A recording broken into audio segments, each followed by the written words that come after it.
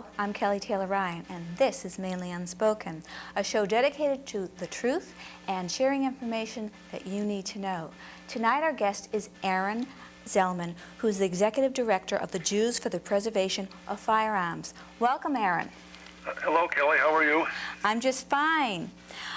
What is this thing about the UN burning of guns?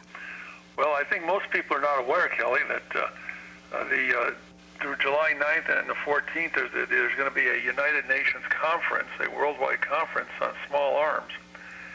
And the purpose of this conference is to promote the United Nations agenda of the elimination of firearms ownership by civilians throughout the world.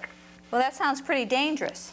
And it's extremely dangerous because if you look at the history of gun control, when only the guns are in the hands of government, a lot of genocides have occurred.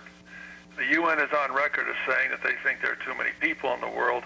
I'm not going to try to draw that connection that the UN wants to promote a genocide, but you never know who's in charge and who decides to get a wild idea. The UN... But I think what's really important, that there's really something bigger going on than just this conference. That there's a group of what's called NGOs, non-governmental organizations, that are part of this effort to promote gun control schemes. And they have gone to the extreme now of promoting national or international gun burnings. You know, the Nazis used to burn books. These folks want to burn guns. And they are setting up gun burnings worldwide. And they are very serious about disarming civilians throughout the world. So it's a very dangerous precedent that's being set here. Now, how is our Congress reacting to this? I haven't seen any reaction from the folks in our Congress. Nothing whatsoever, not a peep. And this nothing out of Colin Powell, nothing out of the National Security Advisor, Condoleezza Rice, and then, of course, nothing from our politicians who are supposed to be serving us. But if they're quiet, that means they're not opposed to it. Well, obviously they're not showing any opposition to something that's probably never been done before throughout the world, and that is, you know, having worldwide groups and organizations promoting the burning of what we call life preservers, you know, guns. Guns are life. A lot of people would disagree with you, Aaron. They say, you know, guns kill. Well, and it's a good thing they do, because when the folks were in the Warsaw Ghetto, they were able to pick up guns and kill Nazis. If you've got listeners who have a problem with that, send them my way. People who want to defend their lives and want a firearm. You know, more people defend their lives with firearms than criminals taking lives. If you're going to live in a free society, one of the prices you pay for freedom is that things don't always go right. Aaron, you are the Executive Director for the Jews for the Preservation of Firearms. When did you start that organization? We started the organization, Kelly, in October of 1989, and the reason to start the organization was a couple of folks who were like-minded within the Jewish community here in the Milwaukee area agreed that there has to be an effort to speak out against the leadership of the Jewish community, who for the most part does support gun control schemes, and help them understand, and especially help them learn from history, that gun control does not bring about peace. Gun control does not bring about stability, but indeed it puts the power, all the power in the hands of government. And if a government goes bad, which has historically happened, then, you know, millions of people can be targeted, demonized, and ultimately exterminated. Like what happened in Germany? Well, not just Germany. You know, recently in Rwanda, there was mass killings there. No one could defend their lives, and the people were so defenseless that many of the murderers simply went in with machetes and chopped them up. Now Japan has gun control, doesn't it? It has a lot of gun control, and it has a terrific crime rate, because gun control never affects the people it was intended to affect, and that is the criminals. Organized crime in Japan or organized crime in any other country always has access to firearms. And of course the police have access to firearms. So the unarmed civilians are between the criminals And it's hard to say which are the worst criminals, those in uniform or those wearing, $2,000 suits. I read somewhere, maybe it wasn't one of your great pamphlets, and I forgot to say this, but Aaron is the writer of the Grandpa Jack series. They're incredible booklets that talk about the UN, your rights, your liberties, and why gun ownership is important. They're written in an entertaining, informative way that really opens your eyes to why we need to see guns. And kids at 8 years old would understand this information, and people 88 would love reading it too. So showing up on the screen every once in a while is Grandpa Jack, and that's representing Aaron. Aaron, some of the statistics that I was reading was that states like Vermont, who you can carry a weapon, you don't need a permit to carry a concealed weapon, and the crime rate is less than 1%. Well, is that normal? Is that basically how it goes? I think that says that the people of Vermont have a healthy respect for the next fellow or lady. There's an old expression that an armed society is a polite society. And when the criminal doesn't know if their intended victim has the ability to stop them cold in their tracks, it makes criminals better behaved. So I would imagine that Massachusetts has a higher crime rate than Vermont? Well, I would think so. I think Massachusetts is the people in high places there tend to be criminally inclined, and the police want to have absolute power over the citizenry. And the criminals know that they've got a pretty safe bet. If they want to mug somebody, they're not going to have much resistance. So your argument is that if you have a gun, the chances are the criminal is going to leave you alone. Well, I think if the gun is shown to the criminal from a distance, they realize that you're not going to be easy prey. Right. I can't speak for what criminals will do or not do. Right. But many years ago, during the Carter administration, when Jimmy Carter was president, he hired two sociologists. Their last names were Wright and Rossi, and they both believed in gun control schemes, and they went about to help the Carter administration promote more gun control. And they decided to go into the prison system and talk to convicted felons about their thoughts on armed citizens and their thoughts about guns. And the vast majority of the criminals incarcerated made it very clear to Wright and Rossi that if they knew that the house they were going to break into would have an armed homeowner in it, they would pass on that house and go next door. Wow. Well, you don't hear that. Well, those who have an agenda to disarm the American people never talk about the good side of guns.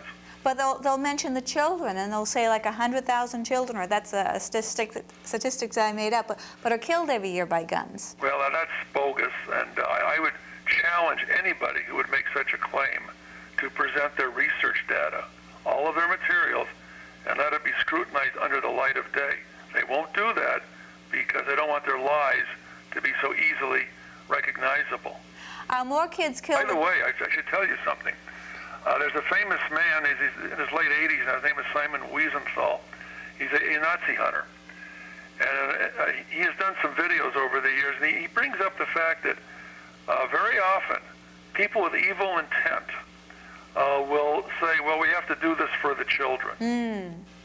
There's a long history of people with evil intent using the children as a ploy to promote an agenda. You mentioned in your pamphlets a book called Lethal Laws, is it? That's a book that we used to do. That's going to be replaced with what we think is a much better book called A Death by Gun Control. And what that does is that helps people understand the history of gun control schemes from the beginning of the 20th century right through to today, where people are dying right here in America because of gun control schemes. So how do you explain something like Columbine? I mean, you talk about guns, and people are going to say that the teenagers are killing each other, and it's getting worse and worse, and we've got to get these guns out of the hands of the kids.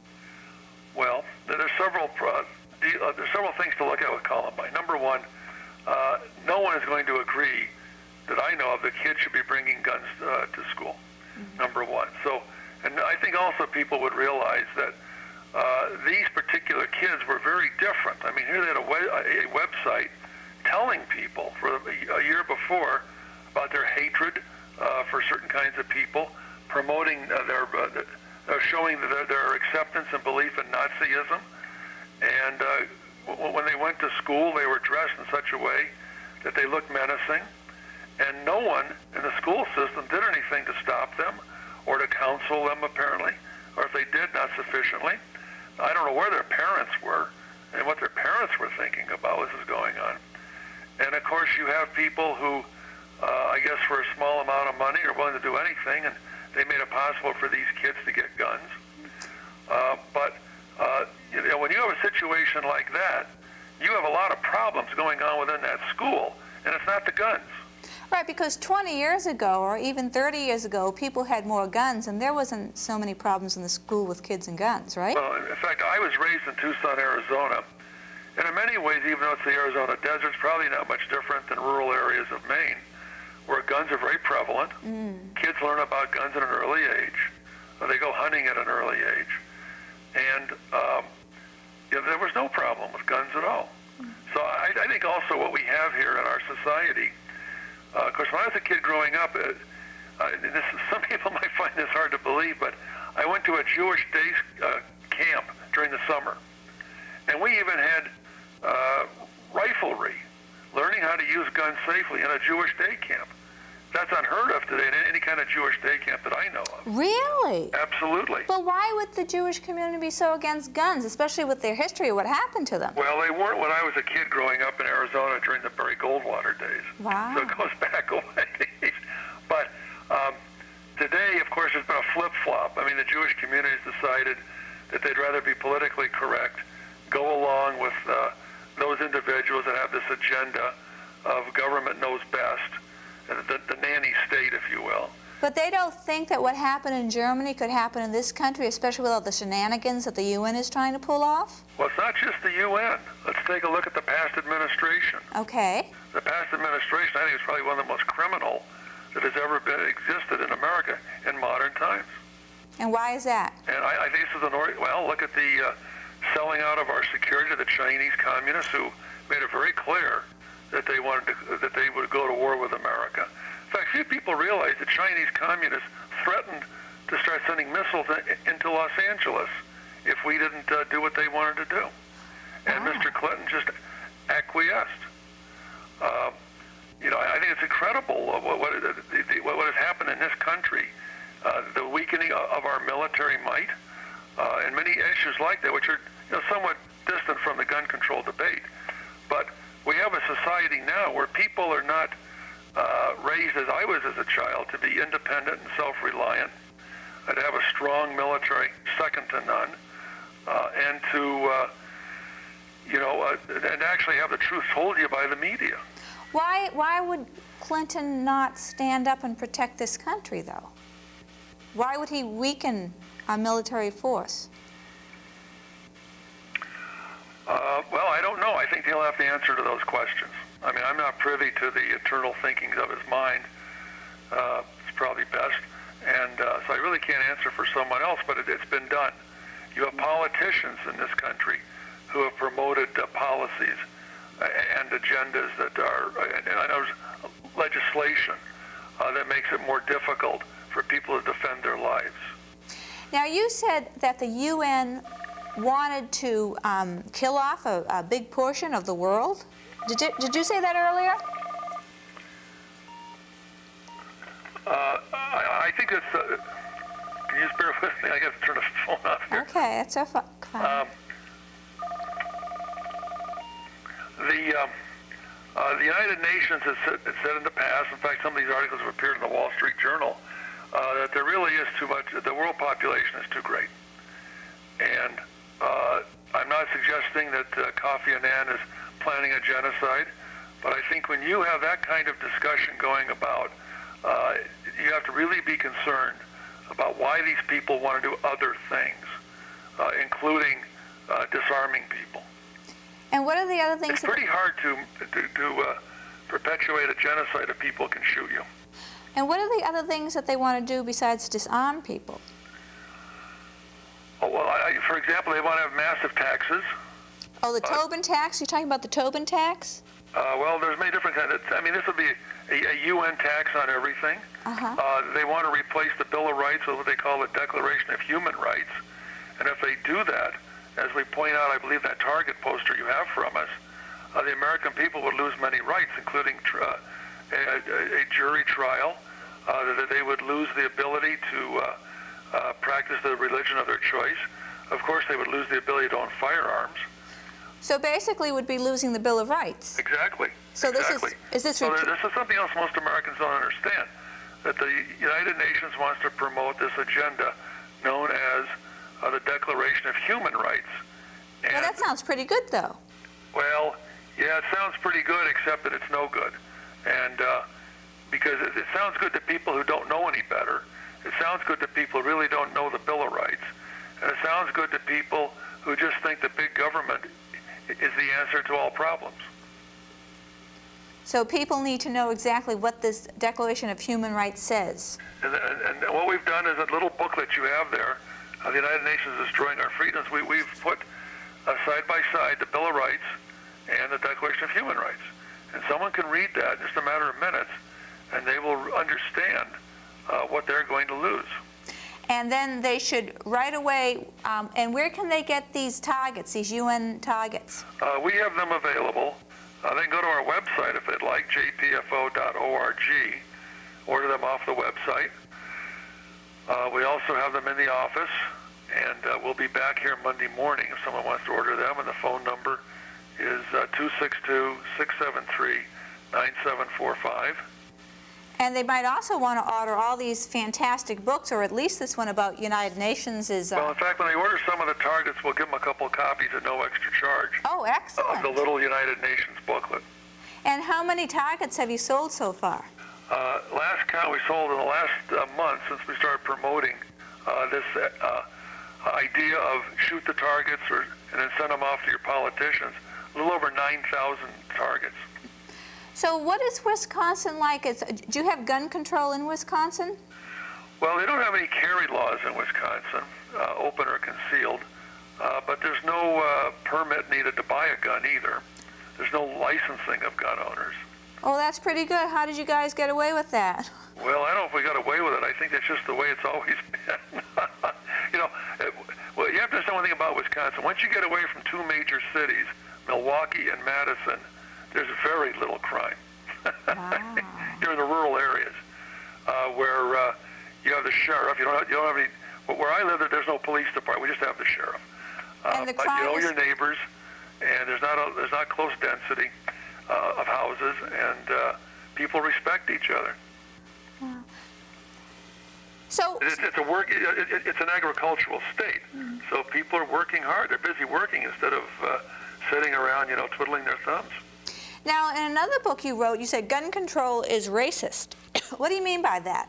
Yes, that's one of our Grandpa Jack books. That's the title, Gun Control is Racist. Few people realize that the history of gun control started in America during the colonial period. And there's some other examples where there were some small examples of gun control prior to the colonial period, especially during the Dutch West Indies development of America. But the first gun control laws in America were passed to prevent or to not allow people of color, especially slaves and newly freed slaves, to own firearms. And since that time, the gun control laws have grown and have been promoted and throughout America, and especially after the Civil War, the Jim Crow laws made it very difficult, very expensive for newly freed slaves or people of color to own firearms. So they had the gun control law for people of color because they wanted to control them. Exactly. Oh, and sure. And the UN, they want to control us, and that's why they want to take our guns away. Yeah, the UN is an equal opportunity tyrant. They don't care who they enslave. They don't care whose country they mess up. They're not concerned about, what your skin color is or your religion either.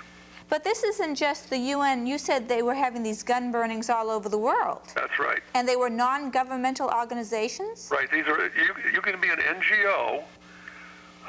For example, the National Rifle Association is an NGO, a non-governmental organization. You're allowed to observe the carryings on and the doings of the UN, but you have no voting power. Right. And for $50,000 or more a year, you can pay for that privilege of watching freedom destroyed. But you also, and this is what's puzzling about the National Rifle Association being an NGO, is that if you sign up to be an NGO, you have to you state that you will support the UN. Wait a minute. Well, there's something pretty strange going on here. Wait a minute. The NRA, the National Rifle Association, is an NGO? Yes. And they give the United Nations $50,000 a year? Of the members' money. Of the members' money? Well, where else is it going to come from? Well, yes, but wait a Popcorn minute. sales? But if the UN is for taking away the guns and the NRA is for preserving the guns, there's something wrong here. Well, there is. You may have to do a separate show on that subject, but that's just an example of how little people know about the NGOs. So what do you think about the NRA? What do I think about them? Right. Well, I think that they are an organization that has made a fatal blunder in their tactics, and that is they've compromised on principle. In what way?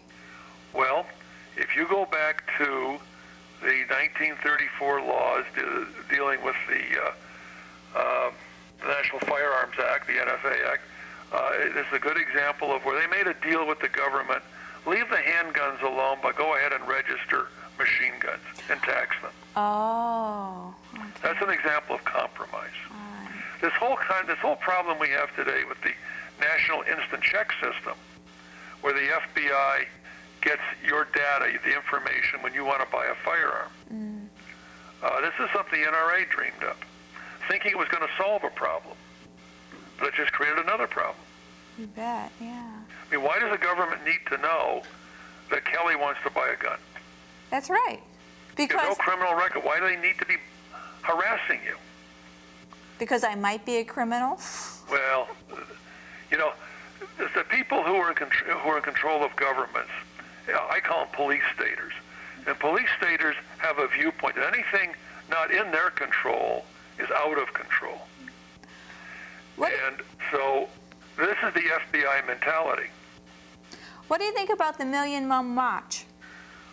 Well, fortunately, there are not a million moms, or even close to that number, who are involved with this organization. They've closed many of their offices. They've recently joined with Sarah Brady's group.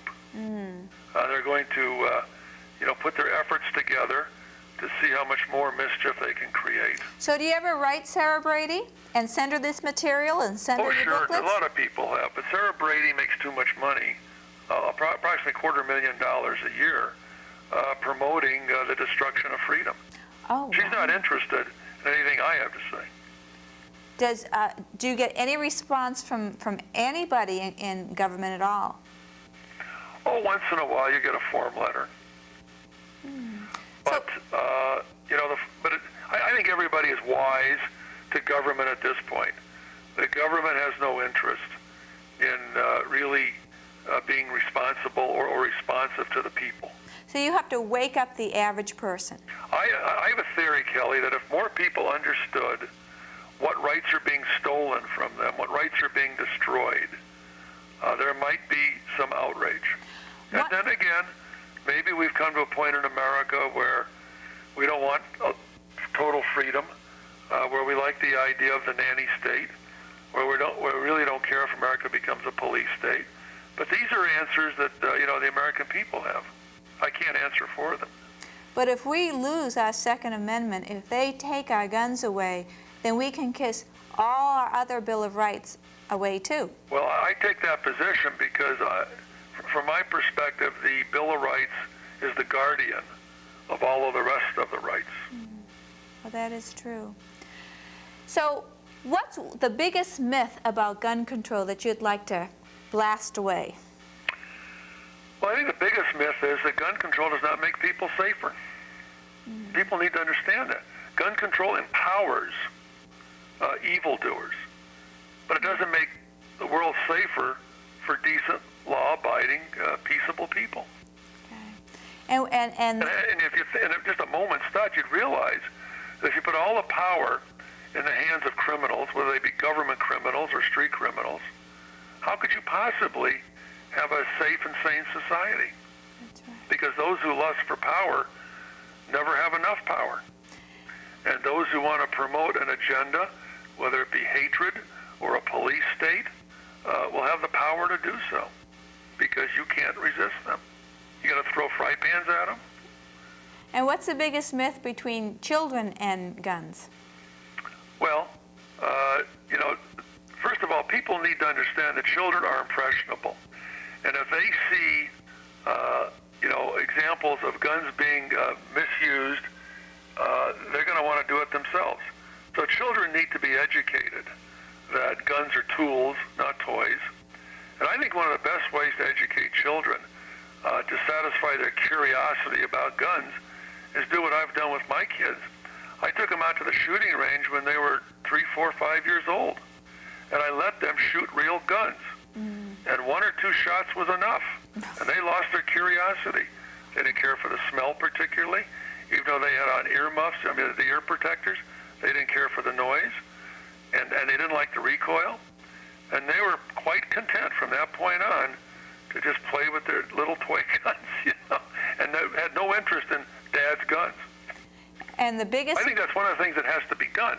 And then the other thing that has to be done within our school system, once a kid makes it to school, whether it be homeschooling or the public school system, is you have to have continuing education about firearm safety. And also the education, though, is with firearms comes responsibility. And the reason we have firearms is because we historically in America want to be free people. And kids have to understand as they become little kids and then older kids and adolescents and adults that there is a definite tie between, a definite connection between, armed people are not slaves. Right. They have to understand that, and they should learn that at an early age. Aaron, we just have 2 minutes left. Is there anything that you would like to say, or what's the one thing that you want your audience to remember?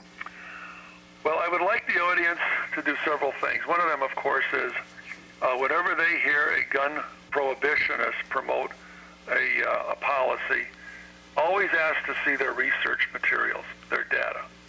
Because if you study it, you will soon realize that it is usually based on trying to scare people or myths or sometimes just outright lies.